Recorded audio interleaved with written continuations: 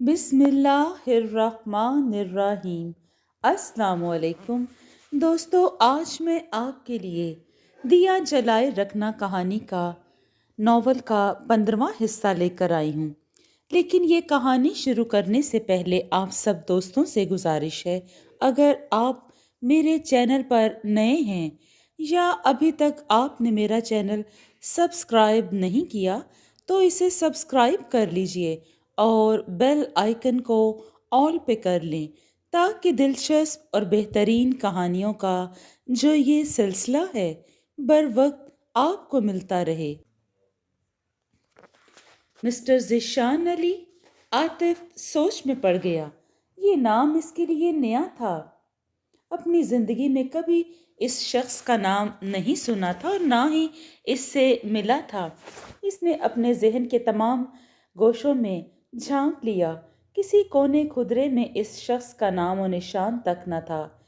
इसने इस्तजाब अमेज लहजे में पूछा, ये कौन बुजुर्ग हैं?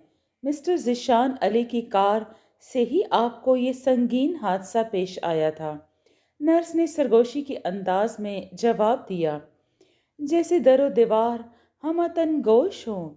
दरअसल अपने ड्राइवर की गलती का खमियाजा भुगत रहे हैं और दूसरा इसका कफारा भी अदा कर रहे हैं।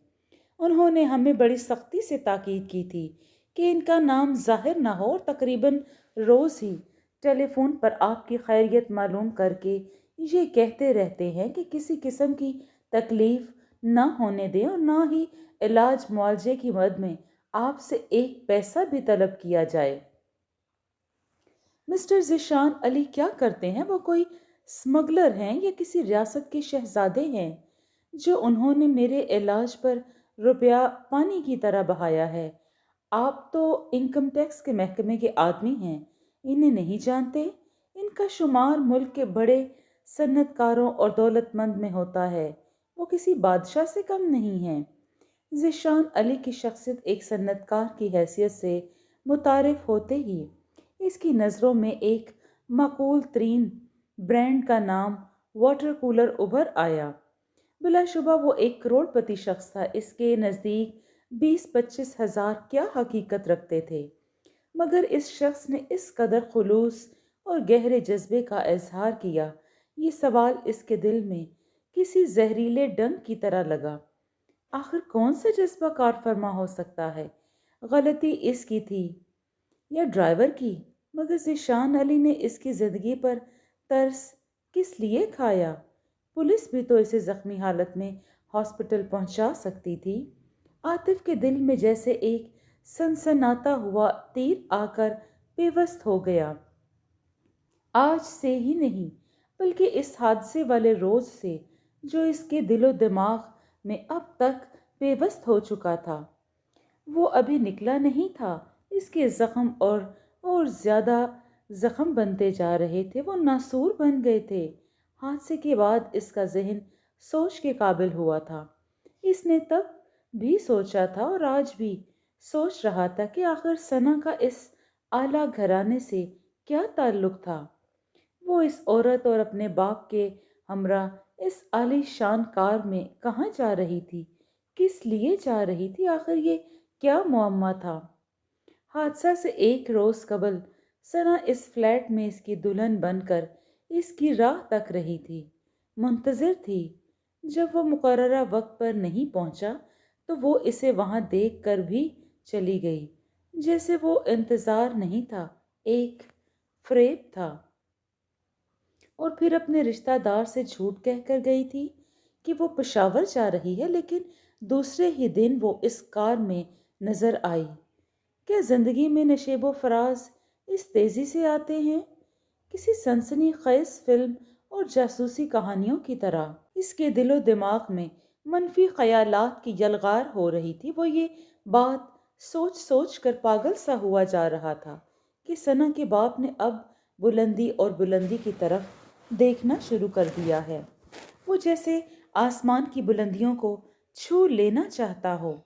इस कमीने बाप के पास बुलंदियों पर पहुंचने के लिए एक जरिया था, वो सना थी। सना का दिलकश सरापा बड़ी आसानी से ज़िशान अली को पागल बना सकता था। शायद शायद हुआ भी ऐसे होगा। बे पनाह दौलत के मालिक तो ऐसे हसीन चेहरों और तराशीदा जिस्मों के पीछे अपनी दौलत पानी की तरह बहा देने से भी दरेक नहीं करते, बुखल नहीं करते। फिर सना तो हजारों लाखों में एक थी, बल्कि ऐसे तराशीदा मुजस्मे तो खाल खाल ही नजर आते हैं। फिर सना को देखकर जिशान अली की राल का टपकना फितरी अमल था। जब वो अपनी बेटी के साथ इस कार में जा रहा था, कार में जो औरत बैठी थी वो जिशान अली की माँ और बहन भी हो सकती थी। अगर जिशान अली से कोई वाबस्तगी या सौदा तय ना हुआ होता तो सना इसे देखकर सरासीमा ना हो जाती, इसके चेहरे का रंग ना उड़ जाता। और फिर सना का बाप भी तो कैसा हवन्नक होकर रह गया था। इसने ड्राइवर से कुछ कहा था तो ड्राइवर ने कार की रफ्तार एकदम तेज कर दी थी, जिसके नतीजे में ये हादसा पेश आया था। जिशान अली जैसे दौलतमंद इंसान से टक्कर लेना आसान नहीं था, फिर जिशान अली इसका मौसम था। इसकी वजह से इसे नई जिंदगी मिली थी और इसकी बदौलत तो वो सांस ले रहा था। अगर जिशान अली इसकी परवाह नहीं करता और पुलिस इसे किसी सरकारी हॉस्पिटल में दाखिल करवा देती तो इसका बचना नामुमकिन हो जाता और आज इसकी लाश कब्र में गल सड़ चुकी होती। वो अंधेरे में था, इसे नहीं मालूम था कि सना की जिशान से शादी हो गई है या मंगनी हुई होगी। इसे एक और ख्याल भी सता रहा था कि सना जिशान अली की जिंदगी में दाखिल होकर इसे एहसानों से इस तरह जेरबार कर रही है कि वो कल सर ना उठा सके और इसे तलाक देने पर मजबूर हो जाए। आतिफ कई दिनों तक एक जहनी कर्ब और अजियतनाक सोचों में मुब्तला रहा था। सना की तस्वीर देखकर इसके जज्बात और एहसासात भड़क उठते थे। वो किसी कीमत पर सना जैसी हसीन औरत को हाथ से जाने नहीं देना चाहता था। आतिफ ने दिल में सोचा कि सबसे पहले जिशान अली से जाकर मुलाकात करेगा। इसके अजीम एहसानात का शुक्रिया अदा करने के बहाने वो बातों ही बातों में सना के बारे में टो लेगा। अगर इस खबीस बूढ़े ने कोई नया चक्कर चलाया हुआ हो और सना अब तक जिशान अली की बीवी नहीं बनी है तो वो कम से कम जिशान अली को असली हकीकत से आगाह कर देगा। सना को अपनी बीवी साबित करने के लिए इसके पास शादी की तस्वीरें ना सही मगर बहुत सारे गवाह मौजूद थे। इस सच्चाई को इसका बाप नहीं छुटला सकता था। हर दौलतमंद और कारोबारी आदमी स्कैंडल से घबराता है और यकीनन वो मेरी बात को समझेगा। दूसरे ही दिन आतिफ हौसला करके बड़े मजबूत इरादों के साथ घर से निकला और जिशान अली के दफ्तर पहुंचा। वो दफ्तर के अंदर कदम रख कर किसी कदर मरूब सा हो गया। दफ्तर की शान शौक माहौल ने इस पर शाही दरबार जैसा दबदबा तारी कर दिया। इसे अंदाजा हो गया था कि जिशान अली बड़ा नफासत पसंद और बाज़ौक शख्स है। इसे एक और चीज़ ने जिशान अली की फितरी कमज़ोरी और रंगीन मिजाजी का एहसास दिलाया था। स्टाफ में मर्दों के मुकाबले में नौजवान और जवान लड़कियां बहुत ज़्यादा थीं। आतिफ ने इन लड़कियों को देखकर ये अंदाज़ा लगाया कि जिशान अली हजारों में से एक अबदार मोती चुनता है और अपने दफ्तर की जीनत बना लेता है। जब भी इस हुस्न परस्त शख्स ने सना का इंतखाब किया था या इसकी खिदमत में पेश किया गया था, इसने शायद सना को दफ्तर की जीनत बनाने की बजाय घर की जीनत बनाना ज़्यादा पसंद किया। आतिफ के कदम जैसे इस राह पर डगमगाए और मुतजल्लिल होने लगे थे। इसने सोचा कि वो उल्टे कदमों लौट जाए। वो एक चूंटी बनकर हाथी के सामने जा रहा था। वो वापस जाने की सोच रहा था कि इस्तकबालिया काउंटर पर बैठी हुई लड़की ने इसे मखमूर निगाहों से इस तरह देखा था जैसे इसकी शख्सियत ने लड़की को मसहूर कर लिया हो। आखिर क्यों ना हो, वो मर्दाना वजाहत का नमूना था। लड़की ने खनकती हुई आवाज में पूछा, आपको किससे मिलना है? कुछ देर बाद इसने जिशान अली के कमरे میں जो ही कदम रखा तो इसकी आंखें हैरत से फटी की फटी रह गईं। कमरा क्या था? जन्नत का कोई गोशा था। जैसे ही इसकी नज़र ज़िशान अली पर पड़ी वो चौंक गया। ज़िशान अली किसी कदर 50 साल से कम का दिखाई नहीं दे रहा था, लेकिन इसकी सेहत जवानों के मुकाबले में कहीं ज़्यादा काबिल रश्क थी। वो बड़ा स्मार्ट और पुरवकार लग रहा था। वो एक फाइल के कागजात में उलझा हुआ था। आतिफ जैसे जैसे इसके मेज़ के करीब होता जा रहा था, वैसे वैसे इसका मौजूद रिजर्व रिजर्व हुआ जा रहा था। जिस वक्त वो मेज़ के करीब पहुंचकर रुका तो ज़िशान अली ने यकलख्त सर ऊपर उठाया और फाइल बंद करके मेज़ पर रखी और उठ खड़ा हुआ। ज़िशान अली ने इससे बड़ी गर्मजोशी से मुसाफा किया और खुशदिली से बोला, नई जिंदगी सेहतयाबी मुबारक हो मिस्टर आतिफ। इसने रुक कर आतिफ को मेज़ के पास मुलाकातियों के लिए रखी हुई कुर्सियों की तरफ इशारा किया।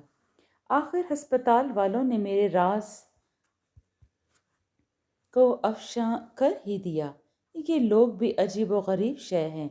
सच पूछिए तो इन लोगों ने आपकी नज़रों में मुझे रुस्वा कर दिया। शुक्रिया सर। आतिफ को ज़िशान अली की बातों से बहुत वज़ादारी का एहसास हुआ। इसके दिल में नफ़रत की लहर उठी। इसने बज़ाहिर खुश दिली से जवाब दिया, मगर इसे अपनी आवाज़ खोखली सी महसूस हो रही थी। मेरे पास अल्फाज नहीं हैं कि आपके एहसान और नवाजिशात का शुक्रिया अदा कर सकूं। आपकी ही वजह से मुझे नई ज़िंदगी मिली है। इसमें शुक्रिया की क्या बात है? रही एहसान और नवाजिशात की बात, ये मैंने अपना फ़र्ज़ अदा किया। अगर मैं ऐसा ना करता तो ड्राइवर की हमाकत से एक ज़िंदगी उजड़ जाती। ज़िशान अली ने तवक्कुफ़ करके मुस्कुराते हुए पूछा, मिस्टर आतिफ, आप कुछ पीना पसंद करेंगे? चाय या ठंडा? इसे प्यास तो बड़ी सख्त महसूस हो रही थी, फिर भी इसने तकल्लुफ़ से काम लेते हुए जवाब दिया, मेरे लिए इतना काफ़ी है कि आपने शर्फ़ मुलाकात बख्श दिया, अपना कीमती वक्त दिया। किसी तकल्लुफ़ की ज़रूरत नहीं। मेरे ख़्याल में मौसम के लिहाज से कुछ पी लिया जाए। आप जब चाहें आएँ, जहाँ आए मुझसे मिलें और मुझे अपना ही समझें। ज़िशान अली ने इंटरकॉम पर लेमन स्क्वैश का आर्डर दिया। इधर ज़िशान अली का आखिरी फ़िक्रा हथौड़े की ज़रब की तरह इसके दिमाग पर महसूस हो रहा था। आतिफ ने अपने दिल में बड़ी हकारत से इसे मुखातिब करते हुए कहा, मिस्टर ज़िशान अली, मैं तुम्हें अपना कैसे समझ सकता हूँ? तुम तो जहरीले सांप हो जो मुझे डस लेना चाहते हो। तुम तो मेरी राह की एक दीवार बन गए हो, मगर तुम भी तो अंधेरे में हो। तुम नहीं जानते कि तुम्हारे साथ कैसा घिनौना खेल खेला जा रहा है, बिल्कुल इस तरह जिस तरह मेरे साथ खेला गया था। ज़िशान अली ने ठंडे मशरूब का ऑर्डर देने के बाद इसे मुखातिब करके कहा, अगर इस रोज़ कार में सना ना होती तो ज़िशान अली को अपनी बात अधूरी छोड़ना पड़ी। दफातन टेलीफोन की घंटी बज उठी थी। इसने आतिफ से माजरत करके रिसीवर उठा लिया। फिर वो टेलीफोन पर किसी से कारोबार के मुतल्लिक बातें करने लगा। इसने जिस अंदाज से सना का नाम लिया था, इसने आतिफ को अंदर ही अंदर खौला दिया था। इसके सीने में एक वहशत सी भर गई थी। ज़िशान अली ने जल्द ही टेलीफोन पर गुफ्तगू का सिलसिला मनक़ता कर दिया और रिसीवर रख कर इसकी तरफ मुतवज्जा हुआ था कि दरवाजे पर हल्की और मखसूस अंदाज में दस्तक हुई। ज़िशान अली ने दरवाजे की जानिब देखा तो इसने इरादी तौर पर इस तरफ गर्दन घुमा कर देखा। एक नौजवान और बहुत ही हसीन लड़की थी। इसके ख्यालात मुंतशिर होने लगे। इसके लबों पर एक मैली सी मुस्कुराहट आकर गुम हो गई। वो लड़की इसकी नज़रों में जज्ब होती चली गई। वो ट्रे में लेमन स्क्वैश के गिलास लिए दाखिल हुई थी। इसने करीब पहुंचकर सलाम किया और ट्रे आगे की तो हुस्न की करिश्मा साजियां कुछ और वाजिया हो गईं। फिर इसने ज़िशान अली को गिलास पेश किया। وہ جس طرح لہراتی ہوئی آئی تھی اسی طرح واپس ہو گئی تھی۔ عاطف اسے کنکھیوں سے دیکھتا رہا۔ اب اس کے نزدیک کسی شک و شبے کی گنجائش نہیں رہی تھی۔ ذیشان علی رنگین مزاج واقع ہوا تھا۔ اس نے چھوٹے چھوٹے کام کے لیے بھی حسین لڑکی کو رکھا ہوا تھا۔ عاطف کو محسوس ہوا کہ اس کا یک اسکواش میں زہر ملا ہوا ہے۔ اسے شربت کا ایک ایک گھونٹ حلق میں اتارنا دوبر ہو رہا تھا۔ اس کا جی چاہ رہا تھا کہ اسکواش کا یہ گلاس اس کے منہ پر دے مارے۔ ذیشان علی نے اسکواش کا گھونٹ لینے کے بعد اپنی بات جاری رکھی۔ میں نے اپنی زندگی میں کبھی ثنا جیسی حسین لڑکی نہیں دیکھی۔ قدرت نے نہ صرف ظاہری حسن سے نوازا بلکہ باطنی حسن سے بھی سرفراز کیا۔ اس کی سیرت بھی لاکھوں میں ایک ہے۔ کبھی کبھی تو مجھے اس کے ذہن، سوچ، صلاحیت اور قابلیت کی تعریف کے لیے بھی الفاظ نہیں ملتے۔ گو قدرت نے اسے ایک معمولی گھرانے میں پیدا کیا۔ اس سے ملنے کے بعد یہ تاثر پیدا ہوتا ہے کہ وہ ایک شہزادی کی طرح ہے جس کا ذکر قصہ کہانیوں میں ملتا ہے۔ ذیشان علی جیسے جلتی پر تیل چھڑک رہا تھا۔ اس کے منہ سے اس انداز سے ثنا کے حسن و جمال کی تعریفیں سن کر عاطف کا اندرونی اضطراب بڑھتا جا رہا تھا۔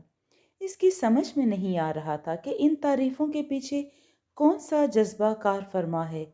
کیا ذیشان علی دانستہ اس لیے تعریفیں کر رہا ہے کہ وہ جل کر رہ جائے؟ وہ ثنا کو کیا پانے والا تھا کہ ابھی سے اس کا دماغ خراب ہو رہا تھا؟ وہ تکبر سے فاتحانہ انداز میں باتیں کر رہا تھا۔ عاطف کے دل میں کرچیاں سی چبھ رہی تھیں۔ ایسا لگ رہا تھا کہ اس کی باتوں کی تہ میں ضرور کوئی بات پوشیدہ ہے۔ اس کا ایک انجانے شخص کی اس طرح مدد کرنا اور اسپتال کے اخراجات اٹھانا کوئی معنی رکھتا تھا۔ عاطف کو خاموش سا پا کر ذیشان علی نے کہا، اگر آپ کسی شخص کو پرکھنا چاہتے ہیں تو بدترین حالات میں آزمائیے۔ عاطف اس کی بات نہیں سمجھا تھا۔ اس نے سوالیہ نظروں سے ذیشان علی کی طرف دیکھا تو اس نے میز پر اپنی دونوں کونیاں ٹیک دیں۔ اس حادثے والے روز میں ثنا کی ذات کی تہ میں پہنچا تھا۔ مجھے نہیں معلوم تھا کہ ثنا اس قدر عظیم ہے، اتنی اونچی ہے۔ اس روز میری زندگی میں شادی کے موقع پر ایسا اتفاق اور تجربہ ہوا تھا۔ شادی؟ عاطف اپنی جگہ سے اچھل پڑا۔ اس کے نہال خانوں میں چھناکا سا ہوا۔ اس کے ہاتھ سے گلاس چھوٹتے چھوٹتے بچا تھا۔ اس نے بدحواس ہو کر دل میں سوچا، کیا اس روز ثنا کی شادی ذیشان علی سے ہو رہی تھی اور یہ شادی ہو گئی؟ ذیشان علی مسکرایا تو اسے اس کی مسکراہٹ بڑی زہریلی لگی۔ معلوم ہوتا ہے کہ آپ حادثے کے بعد بہت ساری پچھلی باتیں بھول کر رہ گئے ہیں۔ عاطف کے دل میں کرچیاں سی چبھ رہی تھیں۔ یہ کرچیاں جیسے اس کے سینے کو کاٹ رہی تھیں۔ ذیشان علی کے اس کے زخموں پر نمک پاشی کر رہا تھا۔ عاطف کی قوت برداشت جواب دے رہی تھی۔ 25 مارچ۔ ذیشان علی کا چہرہ مسرت سے دمک اٹھا۔ میں اپنی زندگی کے اس بہترین دن کو کیسے فراموش کر سکتا ہوں جس نے میرے دامن میں خوشیاں ہی خوشیاں بھر دیں۔ اس روز میری زندگی کی سب سے بڑی تمنا پوری ہو رہی تھی۔ مگر وہ دن آپ کے لیے کس قدر منحوس ثابت ہوا تھا۔ قدرت کے بھی کیسے عجیب و غریب کھیل ہوتے ہیں، کہیں خوشی اور کہیں غم۔ آخر اس نے اپنی ضد پوری کر کے دکھائی۔ میں نے چاہا بھی تھا کہ اس روز شادی کی تقریب ملتوی کر دوں مگر ثنا نے میری ایک نہ سنی۔ وہ بضد رہی کہ شادی کی تقریب ملتوی نہ کی جائے۔ آخر اس نے اپنی ضد پوری کر کے دکھائی۔ آخرکار شادی کی تقریب بڑی دھوم دھام سے ہو کر رہی۔ مجھے اس روز معلوم ہوا کہ ثنا کے سینے میں کتنا بڑا جگر ہے۔ عاطف کی آنکھوں کے سامنے اندھیرا چھا گیا۔ ایسا محسوس ہو رہا تھا کہ اس کے جسم پر سے ہزاروں گاڑیاں دندناتی ہوئی گزر رہی ہوں۔ اور وہ خون میں لت پت سڑک پر پڑا ہوا ہے۔ ذیشان علی اس کی یہ کیفیت دیکھ کر پریشان ہوا۔ اس نے گھبرا کر پوچھا، مسٹر عاطف، آپ کی طبیعت تو ٹھیک ہے؟ کہیں تو میں ڈاکٹر کو بلا لوں؟ لگتا ہے کہ آپ پوری طرح صحت یاب نہیں ہوئے۔ جی نہیں۔ عاطف نے خود کو سنبھال لیا اور ذیشان علی کی طرف مسکراتے ہوئے دیکھا۔ اس کے اندر کی ہر چیز مردہ ہو کر رہ گئی تھی۔ مسکراہٹ بھی بس اس کے بس میں نہیں رہی تھی۔ وہ دل میں سوچ رہا تھا کہ یہاں سے کس طرح سے ابھی اور اسی وقت نکل کر چلا جائے، مگر اس کی حالت تو غیر ہو رہی تھی۔ اس نے محسوس کیا کہ وہ اٹھ بھی نہیں سکتا۔ آپ ادھر ہسپتال میں زندگی اور موت کی کشمکش میں مبتلا تھے، ادھر ثنا اپنے حسین خوابوں کی تعبیر دیکھ رہی تھی، اپنی منزل مراد پالی تھی۔ ذیشان علی کا ایک ایک لفظ اس کے زخموں پر نشتر زنی کر رہا تھا۔ ثنا نے جس ضبط و تحمل کا ثبوت دیا تھا، اس کی جگہ میں ہوتا تو شاید ایسا نہیں کر سکتا تھا۔ عاطف نے سائیں سائیں کرتے ہوئے دماغ کو سنبھالا اور استہزائیہ لہجے میں کہا، ہر شخص اپنی خوشیوں میں اندھا اور خود غرض ہوتا ہے، یہ کوئی نئی بات نہیں، آپ سچ کہہ رہے ہیں۔ ذیشان علی نے سر ہلا کر اس کی تائید کی، میں تو اپنی خوشیوں میں اندھا اور بے غرض ہو چکا تھا۔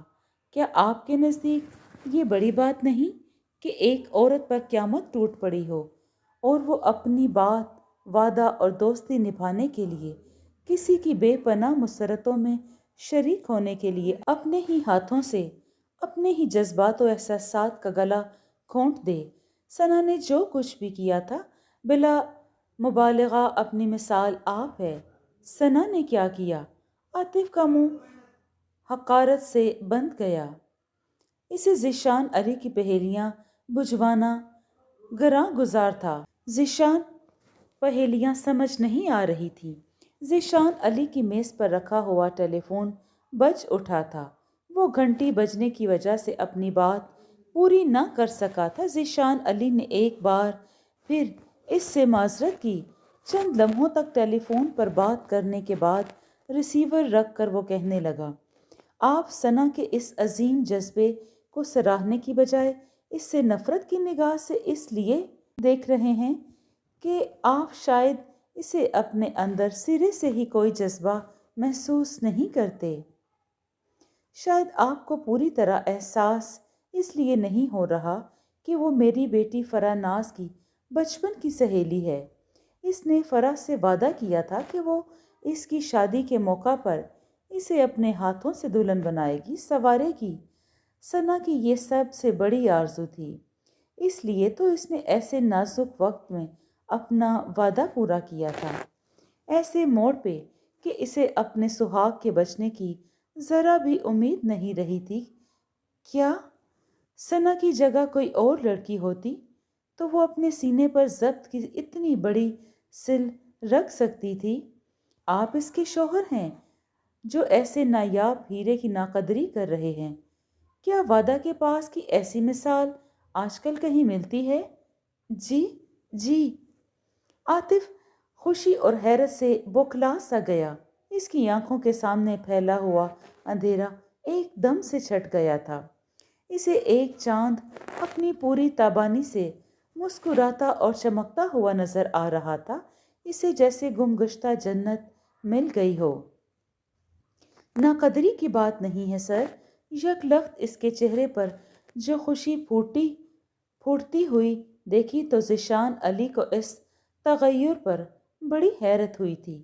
اس کی سمجھ میں کچھ نہیں آ رہا تھا۔ عاطف نے بات نبھانے کی کوشش کی، ثنا نے جو مجھے نہیں بتایا تھا کہ فرح ناز اس کی اس قدر عزیز ترین سہیلی ہے، ورنہ میں ثنا کو۔ ذیشان علی نے اس کی بات کاٹ کر بڑی سنجیدگی سے مخاطب کیا، مگر عاطف، میں نے تو ثنا سے آپ کے بارے میں کچھ اور ہی سنا تھا۔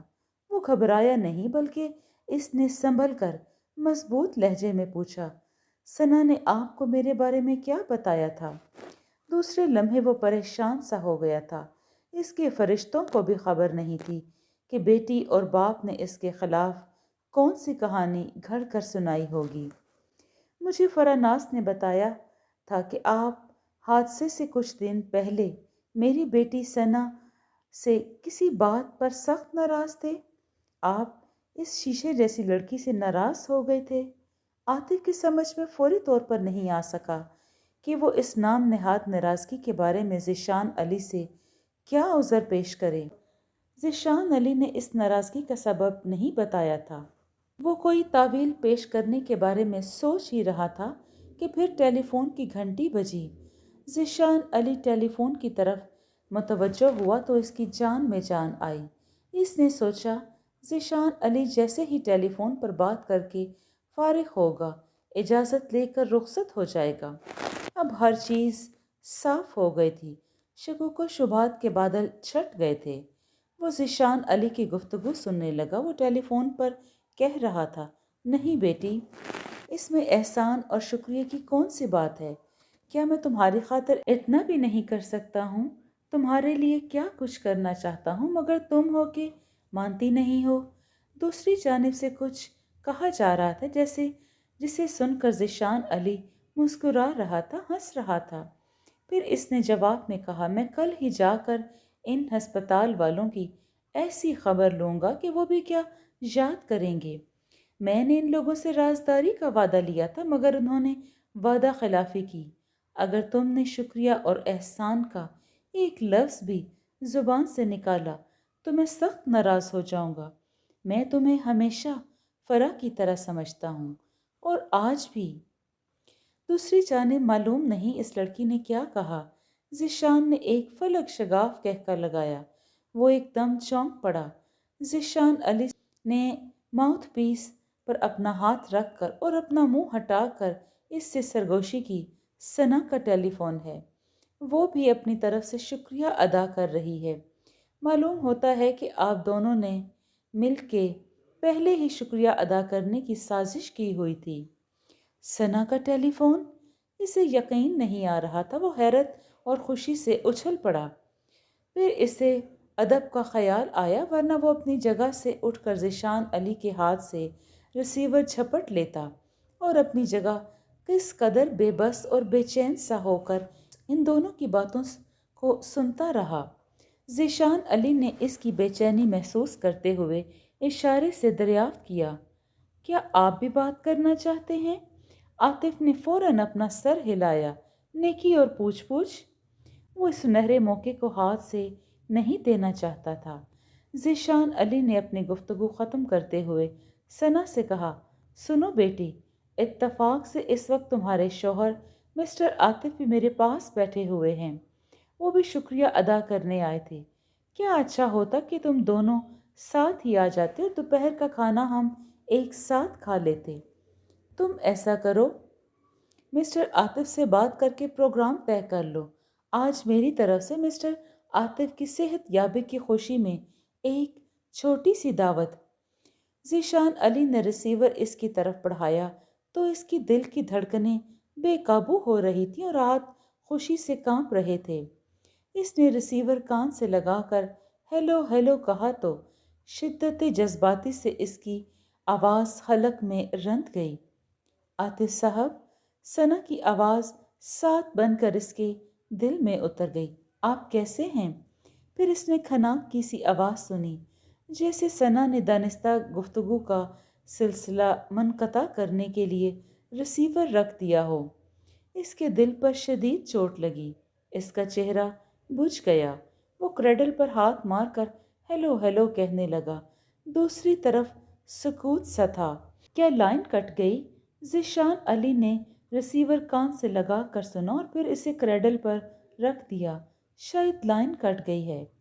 اچھا، اب مجھے اجازت دیں۔ وہ رخصت ہونے کے لیے اٹھ کھڑا ہوا۔ میں نے آپ کا بڑا قیمتی وقت لیا۔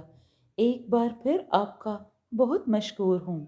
آپ دونوں کسی دن ٹیلی فون کر کے میرے گھر آئیں، ہم تینوں مل کر سیر و تفریح کر لیں گے، ڈنر کریں گے۔ میری بیٹی ہنی مون سے واپس آئے گی تو شاندار پارٹی ہوگی۔ عاطف کے دل میں امید کی جو شمع جلی تھی وہ فرح کی غیر موجودگی کی خبر سن کر بجھ گئی۔ وہ سوچ رہا تھا کہ آج کے دن شام کے وقت وہ فراناز سے مل کر ثنا سے رابطہ قائم کر لے گا، لیکن وہ شاید ہنی مون منانے کے لیے یورپ گئی تھی۔ عاطف ذیشان علی کے گھر سے واپس جاتے ہوئے ایک طرف بہت خوش تھا کہ ثنا اسے اپنا شوہر اور اس کا باپ داماد تسلیم کر رہے ہیں، اب بھی رشتہ ناتا ٹوٹا نہیں۔ دوسری جانب اسے اس بات کا صدمہ تھا کہ ثنا نے اس سے بات کرنے سے کیوں انکار کر دیا، اور کہیں وہ خبیث بوڑھا اس کے سر پر مسلط تو نہیں تھا۔ اس بات کا امکان تھا کہ شاید اس بوڑھے نے ثنا سے ریسیور چھین کر پٹخ دیا ہوگا۔ دوسرے دن ثنا کی تلاش میں پھر سے سرگرداں ہو گیا۔ اسے ایک روز وہ بوہری بازار میں اریبہ نظر آ گئی۔ اریبہ کو دیکھتے ہی اسے یاد آیا کہ وہ حادثے سے 1 گھنٹہ پہلے ملی تھی اور اس دن رات کے وقت فلیٹ پر ملنا طے پایا تھا، اس لیے اسے اریبہ کی باتوں سے اندازہ ہوا تھا کہ وہ ثنا کا پتہ جانتی ہے۔ اس لیے اس نے سوچا کہ وہ اریبہ کو بہلا پھسلا کر غیر محسوس انداز سے مکر و فریب اور محبت کا جال بچھا کر ثنا کا پتہ معلوم کر لے گا۔ وہ اریبہ کی کمزوری جانتا تھا کہ وہ صرف محبت کی بھوکی ہے اور چھوٹی محبت جتا کر اریبہ کو بے وقوف بنا سکتا تھا۔ یہ سوچ کر اس نے اپنا اسکوٹر اریبہ کے پاس جا کر روک دیا۔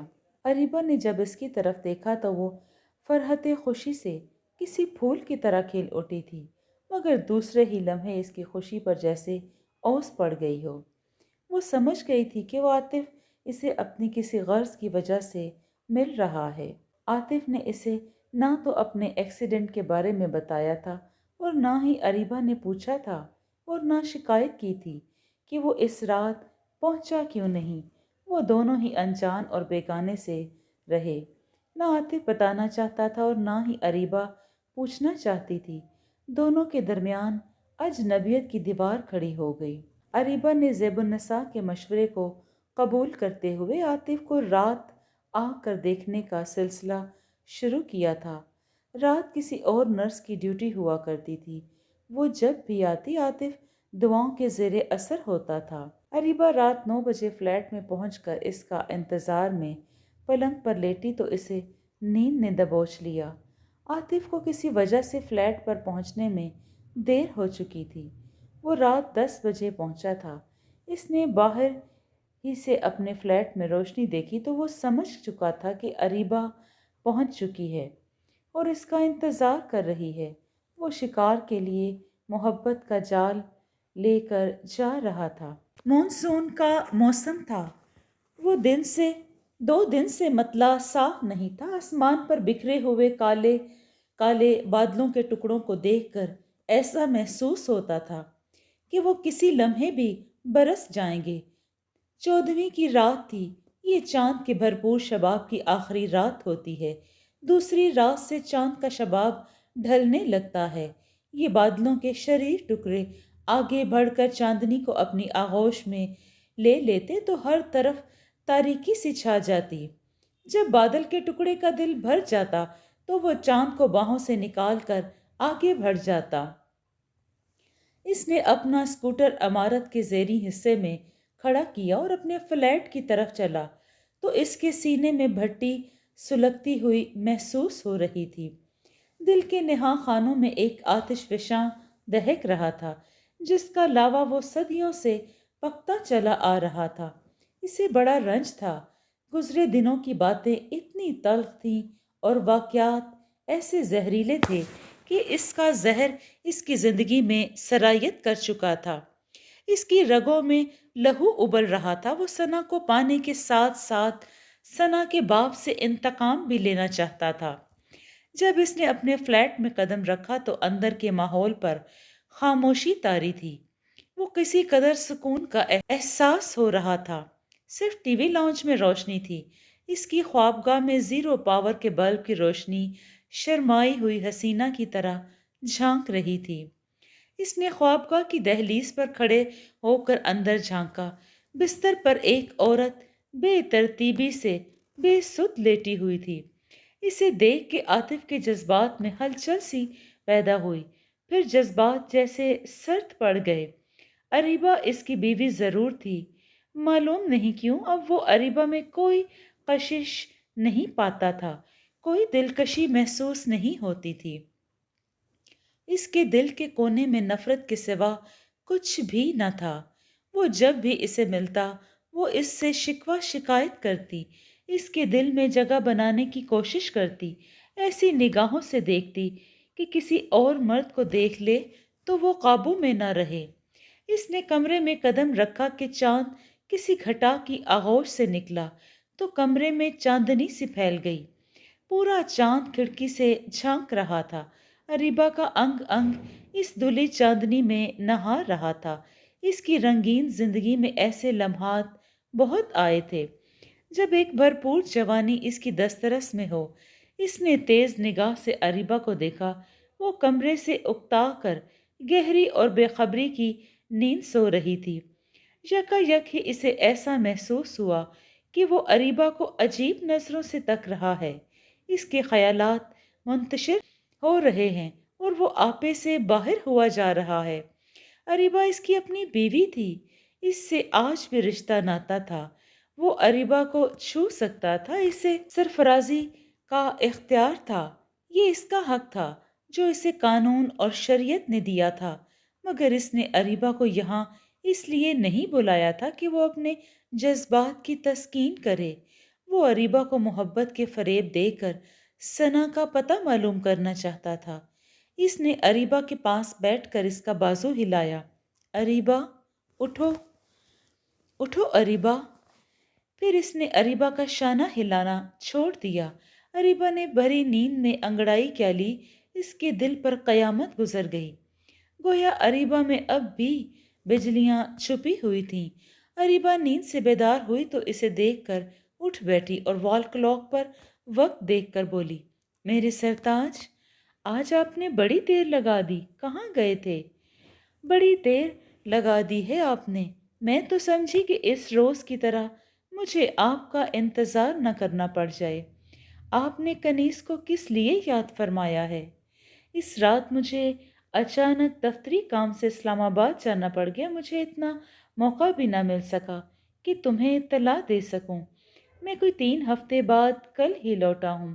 عاطف نے جواب دیا، تم نے اس رات بہت انتظار کیا ہوگا، راہ دیکھی ہوگی، اس کا مجھے افسوس ہے۔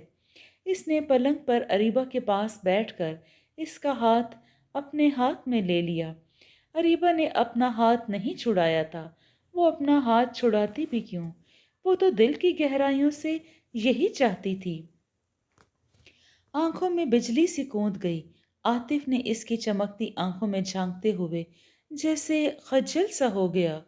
اس نے سر جھکا کر بڑی ندامت سے کہا، اریبہ، میں نے تمہیں یہاں اس لیے بلایا ہے کہ اپنے اس ظلم و ستم کی معافی مانگوں جو میں نے اب تک تم پر روا رکھا ہے۔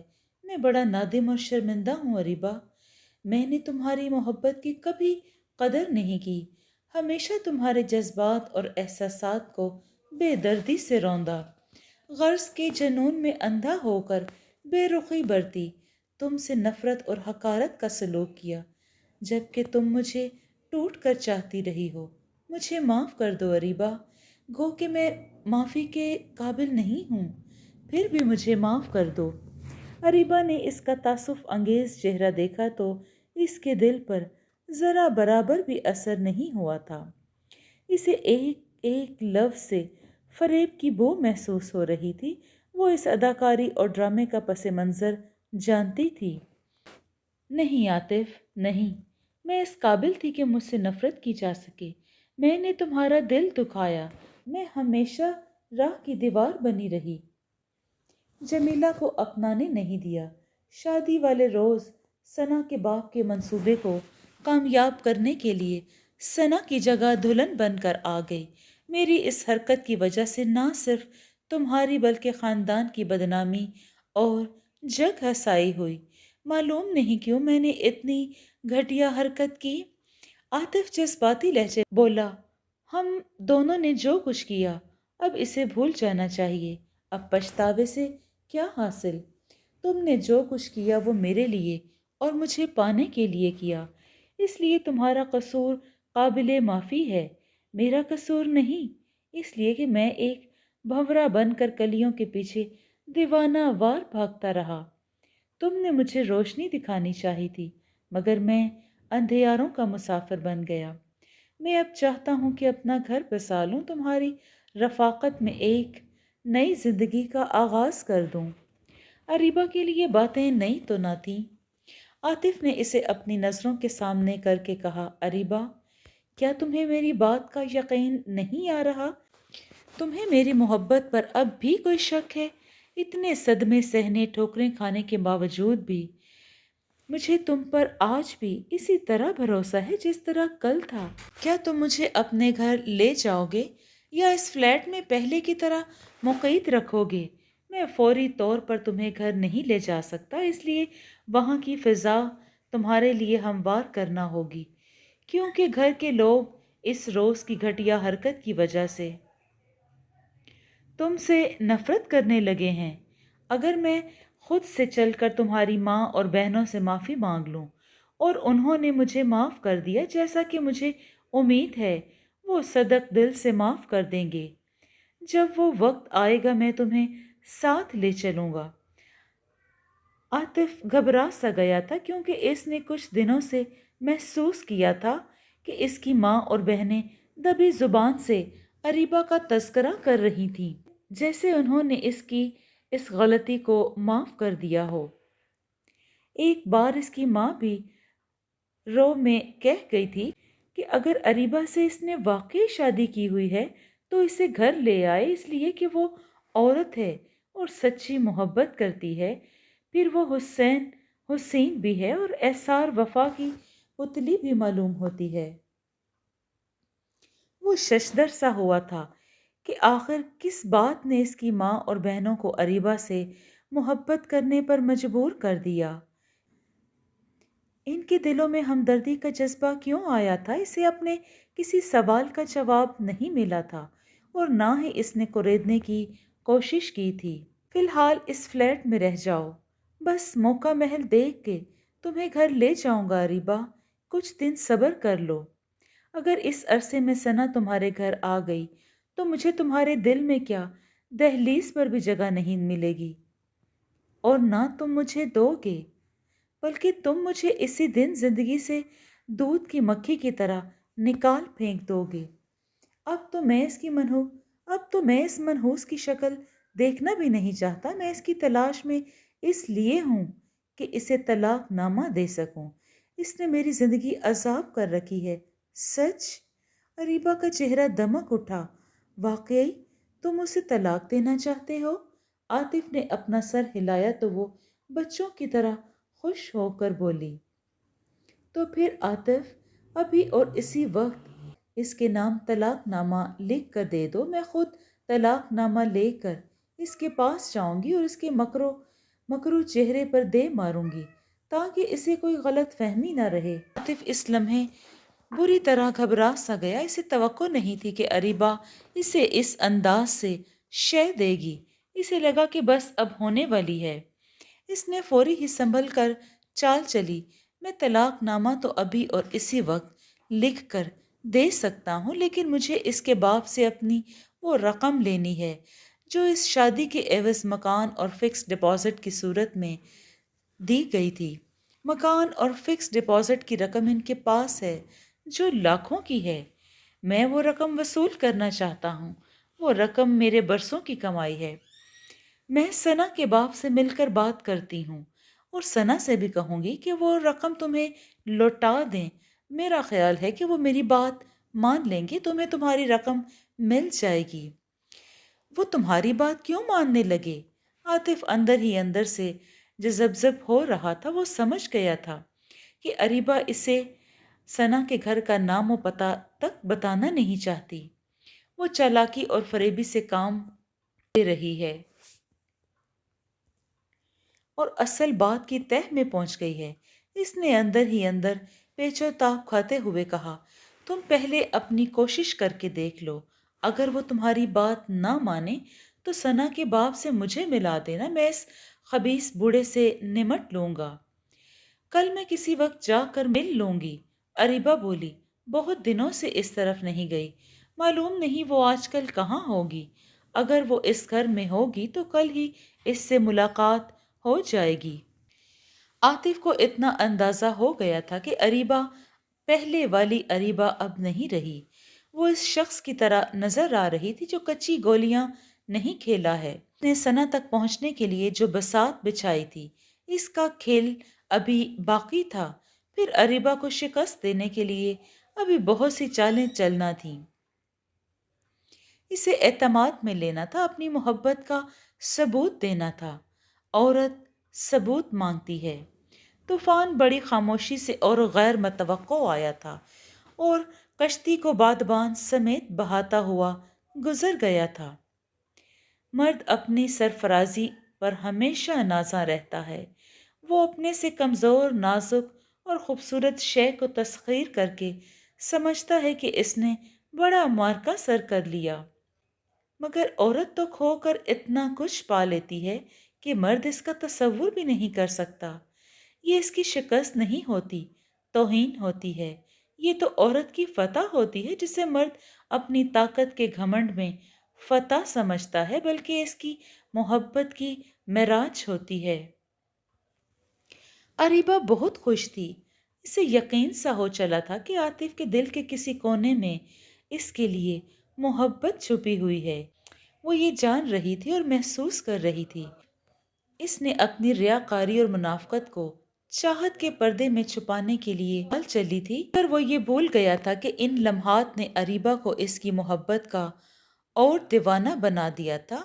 وہ جو ہزار نفرتوں کے باوجود عاطف سے ٹوٹ کر محبت کر رہی تھی، آج اسی محبت پر جیسے ایک مہر ثبت ہو گئی تھی۔